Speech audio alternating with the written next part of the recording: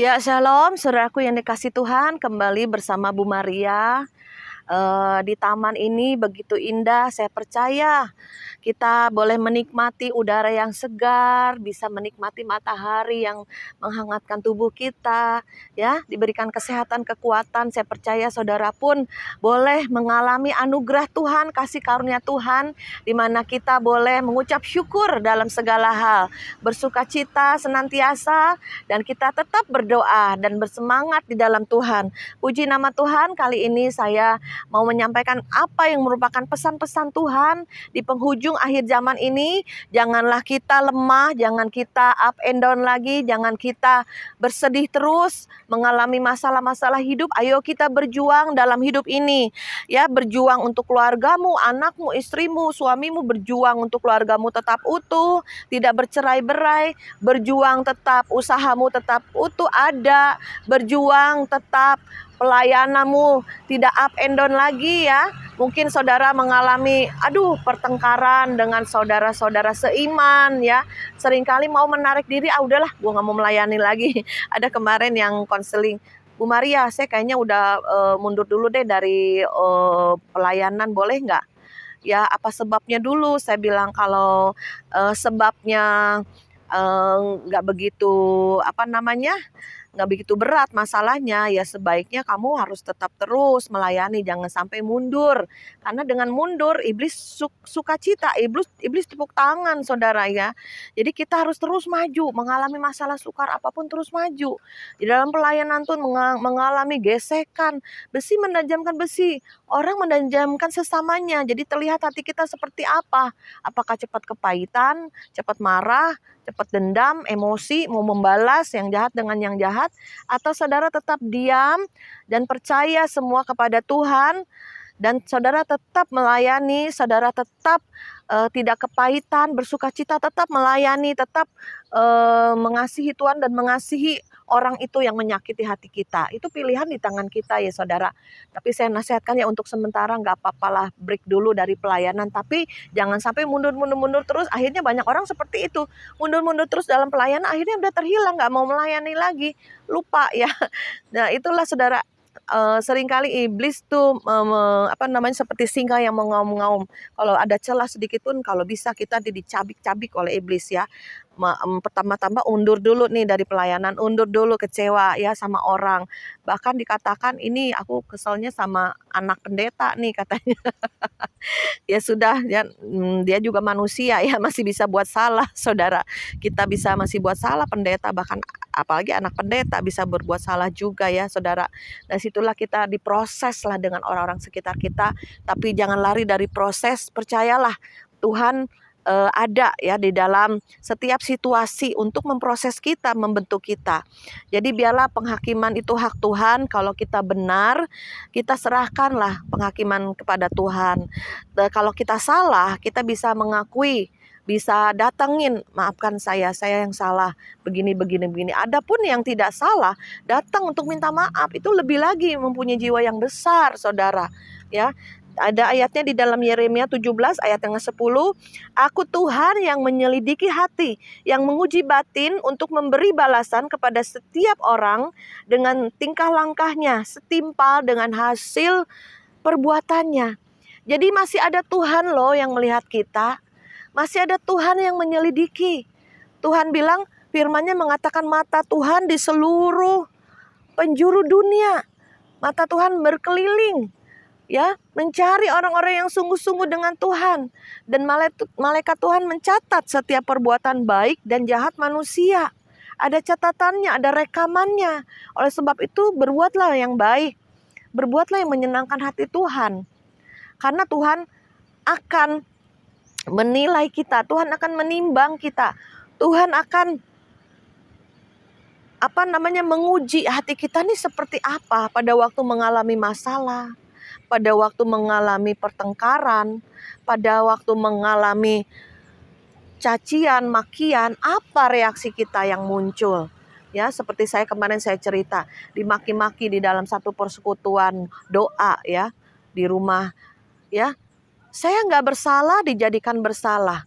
Saya nggak pernah mencaci maki, dia mencaci maki ya. mungkin ini dasarnya, makanya saya berpikir kenapa ya Tuhan nih orang emosinya begitu meledak-meledak. Mungkinkah kepahitan, mungkinkah iri hati kepada saya, mungkinkah ada pikiran-pikiran jahat, pikiran negatif, mungkinkah ada panah api iblis yang dia telan tanpa dicerna ya.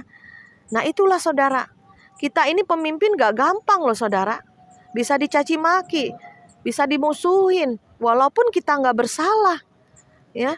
Bersalah di hadapan Tuhan, atau kita minta ampun sama Tuhan. Kalau kita ada salah, kita minta maaf ya. Pada saat kita tanyakan apa salah saya, nggak bisa jawab saudara. Bahkan kita memberi ya, membagi, tapi nggak tahu berterima kasih, tetap marah, tetap nggak puas, tetap maki-maki, heran. Dan saya dengar nggak sama saya aja, banyak ke orang-orang lain juga. Nah itulah saudara ya, Tuhan menyelidiki hati, menguji batin. Pada saat kau di-pressure, pada saat kau masalah, pada saat kau mengalami ujian, pada saat engkau mengalami tekanan, pada saat engkau mengalami banyak hal yang tidak mengenakan, ya, itu Tuhan yang menyelidiki hati kita. Apakah hati kita tetap tenang, tidak kepahitan, tetap bersuka cita, tetap mau melayani, tetap mau memberi dan membagi, ya. Kalau memang saya sih bilang, kalau memang sudah bukan bagian saya lagi, silahkan cari persekutuan doa yang lain, silahkan cari mentor yang lain. Karena udah bertahun-tahun tidak ada perubahan-perubahan, ya sudah, ada saatnya juga Tuhan menebang ya, seperti pohon ini. Ya, ini pohon ini hijau, cantik, indah. Tetapi Tuhan bilang ada saatnya pohon yang tidak berbuah. Waktu pohon ara itu Tuhan cari buahnya tidak ada, Tuhan juga cari buah dalam kehidupan kita. Ada buah enggak? Buah pertobatan, ya, buah-buah roh, buah-buah jiwa-jiwa apalagi. Kalau kehidupanmu, karaktermu masih karakter lama, manusia daging yang penuh emosi, penuh marah, penuh serakah, ya, enggak puas, ya, penuh banyak hal-hal yang kefasikan, maka suatu saat pohon-pohon ara ya, pohon-pohon ini juga akan ditebang oleh Tuhan sehingga sampai ke akar-akarnya mati, akan kering. Tapi ini hijau, indah sekali ya saudara. Saya suka nih pohon ini karena hijau banget nih, bagus. Ya saudara, hati-hati dengan kehidupan ini. Semua ada waktunya. Kalau saudara berbuat jahat, ada waktunya engkau akan menuai. Kalau saudara berbuat jahat, saudara akan ditebang. Ya, karena yang jahat akan semakin jahat, yang baik akan semakin baik. Yang fasik semakin fasik, yang kudus akan semakin hidup kudus. Makanya selama 40 hari kita ini, ayo kita berkaca diri, kita bebenah diri, kita bereskan hati kita. Jangan kita jadi batu sandungan bagi orang lain yang mau masuk kerajaan sorga, tersandung. Ya, kamu aja udah pelayanan. Ada yang ngomong sama saya, Ci Maria, dia udah pelayanan, dia udah bahasa roh, dia udah begini begitu. Mana karakternya, sifatnya begitu? Terus saya bilang, iya, itulah. Kadang manusia-manusia itu bisa jadi batu sandungan, tidak jadi teladan.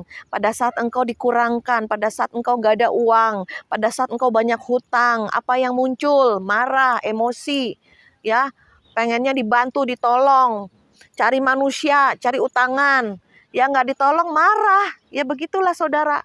Kan kita juga ada batasnya sebagai manusia. Saya ini siapa? Saya bukan Tuhan yang selalu orang cari pertolongan ke saya. Nggak bisa, saya bilang. Saya juga terbatas, saya juga minta pertolongan sama Tuhan. Ayo sama-sama ngandelin Tuhan. Jangan ngandelin saya. Saya bilang gitu ya. Nah, puji nama Tuhan, dikatakan, dan Tuhan memberi balasan kepada setiap orang setimpal dengan tingkah langkahnya. Maka hati-hati dengan tingkah langkah kita, kelakuan kita, perbuatan kita, hati-hati. Jangan sampai kita ini diuji sama Tuhan, akhirnya yang muncul pahit, akhirnya yang muncul setan menguasai ya, seperti Yudas. Kurang apa dia? Dekat Tuhan, murid Yesus, tapi dia akhirnya menjual Yesus karena uang, karena serakah, karena dia cinta uang. Lawannya Tuhan, cinta Tuhan ya cinta mamon, saudaraku. Jadi hati-hati saudara, akhir zaman ini, karena Tuhan akan membalas semua kebaikan kita, membalas dengan kebaikan Tuhan, ya, anugerah Tuhan. Ada saatnya juga kita akan mengalami hal-hal yang tidak baik, yaitu kita akan mengalami hajaran, pukulan dari Tuhan supaya engkau berbalik dan bertobat. ada ayatnya. Tetapi udah dihajar, dipukul, nggak bertobat juga. Ada juga Tuhan berikan kebaikan, kemurahan, diberikan kesempatan lagi, diberikan pertolongan lagi. Dan dia sombong. Itu bukan dari Tuhan, itu gue yang pintar, gue yang hebat, gue yang bisa kembali lagi untuk maju, bangkit. Nah itulah saudara, manusia ini kadang serba salah. Tuhan ingin memproses hati kita, tapi kadang kita bebal. Kita tidak mengerti maksud Tuhan, rencana Tuhan. Kita tidak mau berubah. Maka oleh sebab itu ada satu ayatnya di mana saya lupa ya, tapi saya ingat. Tuhan akan memberikan hati yang baru. Di mana kita diberikan hati yang baru. Ya saya juga minta sama Tuhan, Tuhan berikan hati yang baru. Dulu saya orangnya suka dendam. Saya suka marah juga. Saya suka emosi, saya juga bisa kecewa, putus asa. Bisa menangis terus. Itu banyak hal yang dibongkar melalui masalah hidup, melalui gesekan dengan sekitar kita, baik di dalam pelayanan, dalam gereja ya saudara, baik di dalam rumah tangga, baik dalam pekerjaan. Itu semua diproses saudara. Seringkali manusia keluar dari proses, udah dah gue gak mau ke gereja lagi. Banyak yang kepahitan loh sama pendeta. Ya, saya dengar cerita sama teman-teman yang lain. Udah gak mau ke gereja lagi puluhan tahun, mundur. Kenapa? Kecewa sama pendeta. Yang tiba-tiba dimarahin, dimaki sama pendeta.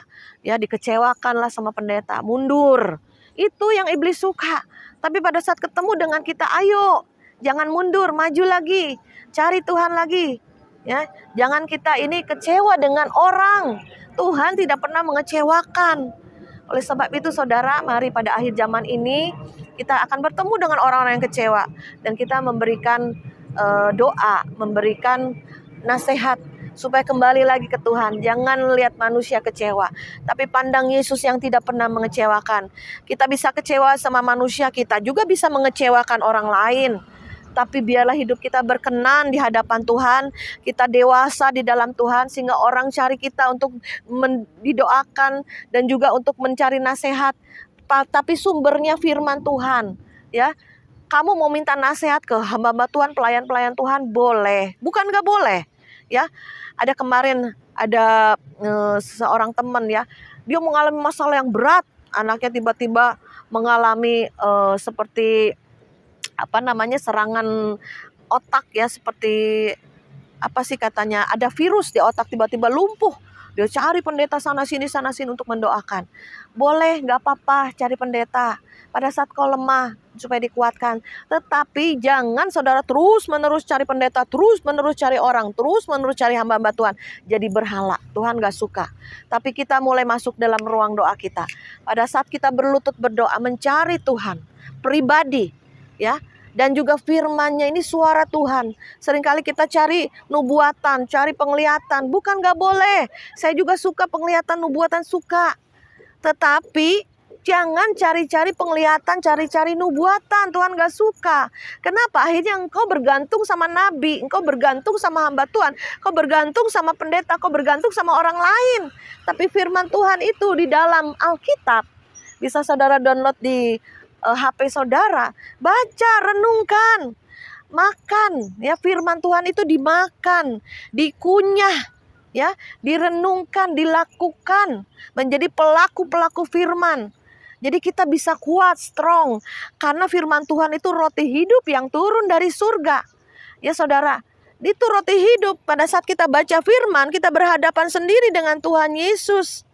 Kita berhadapan sendiri dengan Dia yang berbicara. Tiba-tiba Roh Kudus ingatkan, tiba-tiba Roh Kudus menjadi rema. Firman ini kok nyentuh hati ya. Tiba-tiba baca Alkitab, saya juga suka menangis. Pada saat ayat ini menyentuh, itu Tuhan berbicara. Ada banyak kali hal Tuhan berbicara melewati apapun, tetapi seringnya lewat firman. Karena firman sudah diberikan bagi kita. Tuhan Yesus sudah naik ke surga untuk menyediakan tempat bagi kita. Tetapi Tuhan curahkan Roh Kudus-Nya, penolong, roh kebenaran. Dan kita akan penuh firman, penuh Roh Kudus pada saat kita mau menyediakan waktu untuk merenungkan, membaca, makan firman Tuhan, roti hidup. Mengenyangkan saudara, roh saudara akan kuat.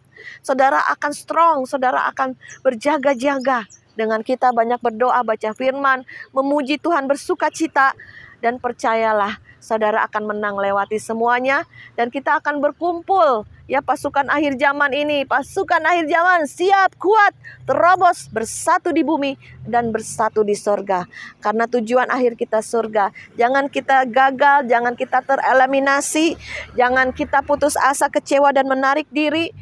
Seperti Yudas, sebetulnya dia bisa bertobat asal dia menyadari bertobat, tapi dia tidak mau bertobat. Dia menarik diri undur, akhirnya dikuasai iblis, akhirnya dia bunuh diri. Ya, neraka kekal yang dia terima. Tapi kita bukan orang-orang seperti itu. Kita orang-orang yang mau bertobat. Kita orang-orang yang mau berbalik dari perbuatan kita yang salah, yang jahat. Dan kita mau diberikan hak penuh untuk masuk kerajaan surga. Hidup benar, hidup kudus, dan menyenangkan hati Tuhan. Amin. Saudara tahu artikel itu berkata begini. Kalian, ya, kita harus berhati-hati orang yang suka mengalah. Ketika dia mengalah, itu urusan saudara, bukan dengan dia lagi, tetapi dengan Tuhan. Waktu dia mengalah, tadi saya katakan orang yang lemah lembut adalah orang yang tidak mau membalas, meskipun dia punya kemampuan untuk membalas, terus dia ngalah, dia sedang mempersilahkan Tuhan ambil alih urusannya. Jadi di artikel itu berkata, kita harus hati-hati. Pikiran saya udah negatif nih, dengan orang yang gitu ya. Ternyata orang yang suka mengalah.